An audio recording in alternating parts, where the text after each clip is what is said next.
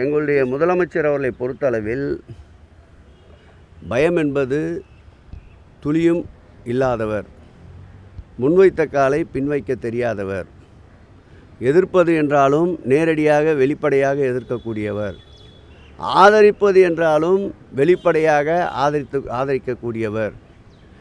ஒன்றியத்திலேயே மத்திய அரசு கொண்டு வந்த ஒரு சட்டத்தை எதிர்த்து ஆட்சியை துறந்த ஒரு இயக்கம் இருக்கும் என்றால் அது திராவிட முன்னேற்ற கழகமாகத்தான் இருக்க முடியும். நெருக்கடி நிலையை பயன்படுத்தி கொண்டு வரப்பட்ட சட்டத்தால் பல்லாயிரக்கணக்கான திராவிட முன்னேற்ற கழகத்தவர்கள் கொடுஞ்சிறை மிசாவை சந்தித்த போது கூட அதிலிருந்து பின்வாங்காமல் உறுதியாக நின்ற இயக்கம் திராவிட முன்னேற்ற கழகம். நாடு என்று ஒரு சூழ்நிலைக்கு தள்ளப்படுகின்ற பொழுது எந்த இயக்கத்தால் அன்றைக்கு நெருக்கடி நிலையை சந்தித்தோமோ அதே இயக்கத்தை வெளிப்படைத்தன்மையோடு நேருவின் மகளே வருக நிலையான ஆட்சி தருக என்று பறைசாற்றியவர். ஆகவே ஆதரிப்பது என்றாலும் வெளிப்படையாக ஆதரிக்கின்ற இயக்கம், எதிர்ப்பது என்றாலும் வெளிப்படையாக எதிர்க்கின்ற இயக்கம்.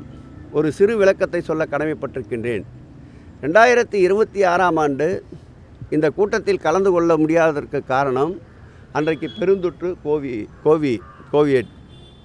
அதன் பிறகு நடைபெற்ற கூட்டத்தில் அன்றைக்கு கலைஞருடைய நினைவு நாளை ஒட்டி அந்த கூட்டம் வந்ததால் நிதியமைச்சரை அந்த கூட்டத்தில் பங்கேற்க செய்கிறோம் என்று சொன்னபொழுது நிதியமைச்சர் தேவையில்லை என்று மறுத்ததால் அந்த கூட்டத்தில் பங்கேற்க முடியவில்லை.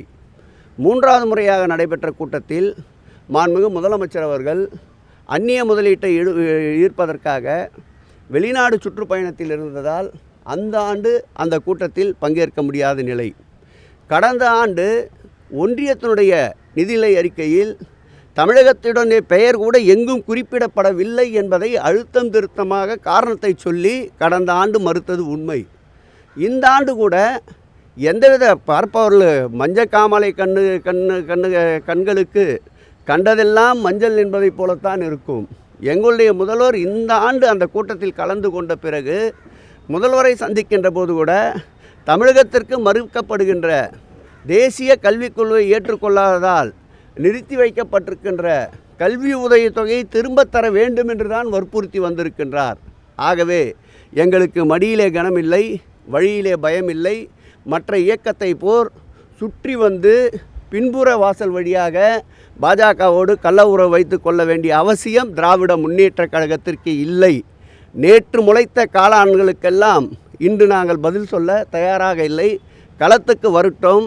அவர்கள் எந்த வகையில் அடிக்கின்றார்களோ அதைவிட 100 மடங்கு வேகமாக ஒரே அடியில் பிடரியை சிலுக்கின்ற வண்ணம் அடிப்பதற்கு திராவிட முன்னேற்ற கழகம் களத்தில் தயாராக இருக்கின்றது. ஏதோ ஒரு நாள் அறிக்கையில் ஏதோ ஒரு நாள் ரோட் ஷோ செய்துவிட்டு செல்லுகின்ற முதல்வர்கள் எங்கள் முதல்வர் அனுதினமும் மக்களோடு மக்களாக பயணிக்கின்ற முதல்வருக்கு 2026ஆம் ஆண்டு மகுடம் சூட்ட தமிழக மக்கள் தயாராக இருக்கின்றார்கள்.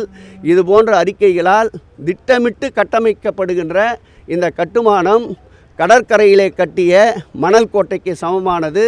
இது நிச்சயம் தகர்க்கப்படும், தகர்த்தெறியப்படும். எல்லாமே வந்து போதுங்க. சும்மா நேற்று கேள்வித்தாள் யூபிஎஸ்சி தேர்வில் பெரியார் பேருக்கு பின்னால் சாதி பெயரை குறிப்பிட்டு கேள்விகள் கேட்கப்பட்டிருக்க மத்திய அரசு நடத்திய தேர்வில் யூபிஎஸ்சி நிச்சயம் அதில் தவறு இருந்தால் சம்பந்தப்பட்ட துறை அமைச்சர் அதற்கு பதிலளிப்பார்.